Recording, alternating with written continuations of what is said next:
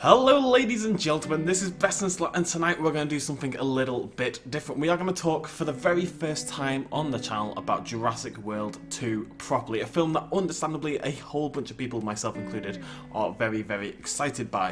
What I'm going to basically do today is round up every single rumour, or not even just rumours, just solid information we've seen so far. I'm not really interested in baseless rumours or speculation in this video. We might do some videos on that down the line, but for today we're just going to focus on what we definitely know, or near enough definitely know, about Jurassic World 2. So let's get the basics out of the way to start off. Jurassic World 2 is going to be released on June 22nd, 2018, except for us lucky people over here in the United Kingdom, where it comes out a whole 15 days earlier on June 7th. This is very strange. Usually the UK gets things quite a bit later, but Jurassic World 2 has at least filmed in some English towns, so I'm going to talk about that a little bit later. So that might have part of the reason to do with it. I'm not really sure why it's releasing so much earlier in the UK, but just like we did with the release of the original Jurassic World, we will of course do a channel meetup. I'll get a bunch of tickets and we'll all meet up and we'll go see Jurassic World 2 when it comes out. Now, this film is going to be directed by J.A. Bayona, not Colin Trevorrow like the first film. Colin Trevorrow has instead taken the writing duties along with his longtime partner Derek Connolly, same people who wrote the first film. And Colin Trevorrow is kind of responsible for the overarching mythology and direction of what was meant to be a Jurassic World trilogy and has actually become a quadrology, I guess. They've confirmed 3 films. Trevorrow says they've written out the outline for 4, so this could actually be the second film in a series of 4 rather than a series of 3 like we expected.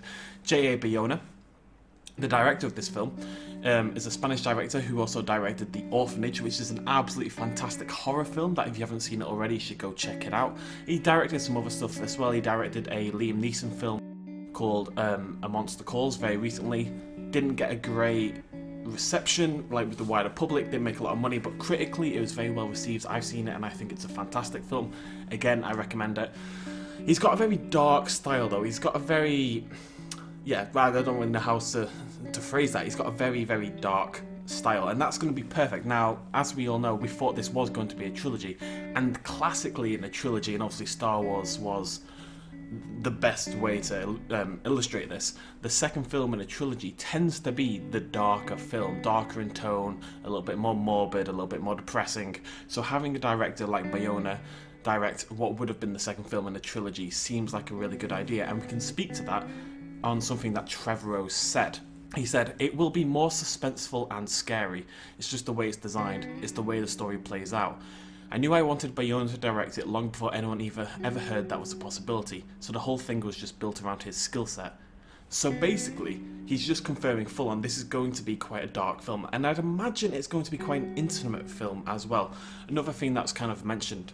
It will not be just a bunch of dinosaurs chasing people on an island. That'll get old real fast. I don't think that bigger, better dinosaurs or bigger, more epic in scope action sequences are what people are necessarily looking for from this franchise and what they love about it. Now that's really exciting to me, because sequels obviously have a tendency to just sort of keep dialing things up again and again and again. Bigger sequences, I mean, look at Transformers and films like that as a perfect example. For me, Jurassic Park really benefits from being dialed back. You think about the most epic moments in Jurassic Park history, and they weren't really the big action scenes. You know, the moment when the T-Rex first brings his claws down on the electric fence and breaks out. Okay, yes, it's a big dramatic scene, but it's not an action scene. There's not explosions everywhere and fighting, blah blah blah. When they see the Brachiosaurus for the first time, even the action scenes in Jurassic World 2, Jurassic Park 2, I should say, for example, were fairly dialed down. If you imagine the raptor scene where the running through the tall grass and the disappearing downwards and all that kind of stuff. Although dramatic and big and actiony in a way, it wasn't Jurassic World actiony. Jurassic World had a lot more firepower and explosions and flamethrowers and all this kind of jazz. It wasn't as prevalent in the earlier films. So if they're going back to a slightly more dialed down theme, that sounds good to me. And they also said, "I feel like the idea that this isn't always going to be limited to theme parks and that there are applications for this science that reach far beyond entertainment.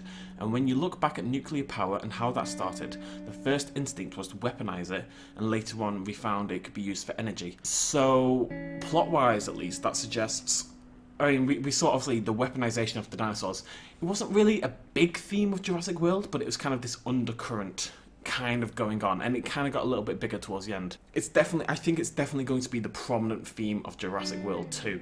the military seeing these massive creatures, the potential to make hybrid creatures as well, as we've seen with the Indominus Rex, that could potentially alleviate the weaknesses of the dinosaurs. That's got a lot of potential.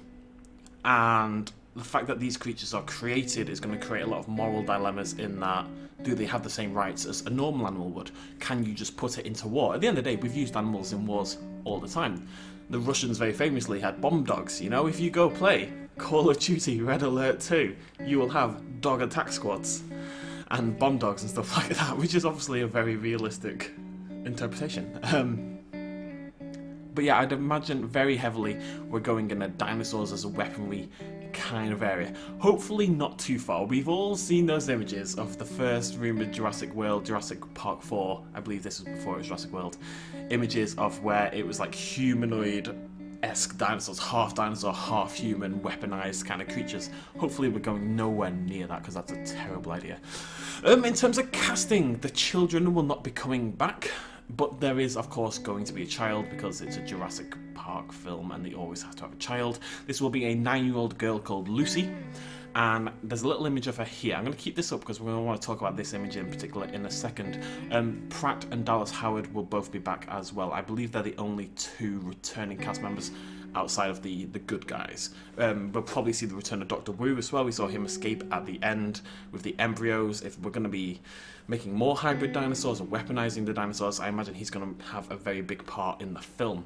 So as for the dinosaurs themselves, the first thing we can assume based on this picture, and this is at least a little bit hypothetical on my part, but we can see that Triceratops has a massive, prominent sort of force in this picture. It is the main focus. More than the new character, more than any of the other skeletons, the Triceratops is the main focus point. So I'm going to go ahead and put it out there that the Triceratops is going to be a major facet of Jurassic World 2. And I think this is very exciting because, well, for me, Triceratops is my favourite dinosaur, for a start. And we haven't really had a Triceratops in the films. I know we did in the first Jurassic Park, but it was sick, it couldn't move, it was, you know, it was dying. And even though we got the scene, the veterinary scene and stuff like that, it didn't really go anywhere anyway. We don't actually know what happens to the Triceratops. The Triceratops has a much more prominent role in the book than it does in the first film. Thankfully they did cut out, there's a little scene where the kids ride on baby Triceratopses. I'm very glad they cut that out, but I would have liked the Triceratops to have a more prominent role. And the other reason this is exciting is because the carnivores have always kind of been the star of Jurassic Park, even when you've got sort of this rivalry between the raptors and the T-Rex in the first film, and the Spinosaurus and the T-Rex in the third film, and the T-Rex versus everyone in the second film, and the T-Rex versus the Indominus Rex in the fourth film. Obviously we've seen the T-Rex can become the good guy, essentially. But thematically, I think it makes more sense for a herbivorous creature who is less likely to attack humans to become that good guy, to become that kind of like a proxy for the audience. Like the audience lives through this herbivore, and that's the one they rally behind. If I had to make a little prediction right now, I think the T-Rex from the first film / Jurassic World, the T-Rex that defeats the Indominus with the help of the raptors and the Mosasaurus at the end of Jurassic World, I'm going to predict that she doesn't make it to the end of this film. I think she'll be in it, and I don't think she'll make it. I think she'll go down, and I think the Triceratops will come in and kind of save the day. That's all hypothetical on my part. I said I wasn't going to do that, but I had to do a little bit. I really think the Triceratops, because we need a herbivore. When's the last time a herbivore had a prominent role in a Jurassic Park film? Triceratops in the first film, Brachiosaurus-ish in the first film. Other than that, I'm really struggling. Stegosaurus is a little bit at the start of The Lost World. Can't really remember it happening in Jurassic Park 3. Can't really remember it happening in Jurassic World. Obviously they're there, but they're not prominent, they're not a major aspect of the film. It'd be really good to get that a little bit. I'd love to see a proper Triceratops in the film, that'd be really cool. So hopefully they will be back. I can also confirm these pictures emerged just a couple of days ago. A Dilophosaurus is definitely back in the film. This is really exciting. Dilophosaurus hasn't been in the film since the first Jurassic Park. It looks great, and that's going to be really cool. Nedry's killers are finally back, and what looks to be an Apatosaurus. We don't have quite an image. I'm going to bring both those images up for you guys right now. But the Dilophosaurus in particular is very exciting. So, the last thing we're going to talk about, I've got a little bit more off plot Trevorrow said in October 2016 that Jurassic World 2 will take on the topic of animal rights, saying it will be a parable of the treatment animals receive today, the abuse, medical experimentation, pets having wild animals in zoos like prisons, the use the military has made of them, animals as weapons. So, that's, like we said, that's definitely going to be an aspect. The dinosaurs are definitely going to be militarized at some form. There will probably be medical testing on these dinosaurs. There will be reports of people with trying to have pet dinosaurs, and maybe they're abusing those pet dinosaurs. Similarly to that, he also said that Dinotech will be going open source, as if InGen is Mac, but what if PC also gets their hands on this technology? What if there are 15 different entities around the world who can make a dinosaur? So it becomes this mass market kind of thing, and we saw hints of that. There was definitely ideas of that, particularly in the Lost World Jurassic Park. It's mentioned in the first book. This idea of mass marketing dinosaurs and putting them in homes, having miniaturized versions of them, is definitely mentioned in the books. Because at the end of the day, they've got this ability, this genetic mixing and stuff like that. And I think we might go down the pug route, where people are genetically breeding these dinosaurs and it causes problems for the dinosaurs, you know, the inbreeding and whatever, and how they're trying to go for trying to embellish certain aspects of the dinosaur, and that might come at the cost of the dinosaur's health. And that is about it. There's a whole lot of information. The film has just started to film. Early last month, early in March, I believe, it started filming. And they are filming in the UK. And so I think that means we're going to get a lot more information over the coming months. When a film starts to film, you know what I mean, right? When a film starts shooting, when a film starts being actually made and filmed, then you tend to get a lot of information very quickly. And like I said, we've already seen 2 new confirmed dinosaurs that are definitely going to be part of the film. What role they're going to have in the film, we don't know. Maybe they are just a little side bit that are there to, you know, show off. Just, it'd be nice to see more dinosaurs, basically. Jurassic World was this huge, impressive theme park, but at the end of the day, we really didn't see many dinosaurs at all. It very much honed in on the Indominus Rex. I don't think this fifth film, Jesus. I don't think the 5th film will have that problem. Bayona actually said, and I'll finish on this, he also said, oh well, it's suggested anyway, that he's thinking of this film as Jurassic Park 5, which is interesting. It doesn't seem important, but I think that's important because it acknowledges the existence of the Lost World and Jurassic Park 3, so it could potentially call back to those in some way.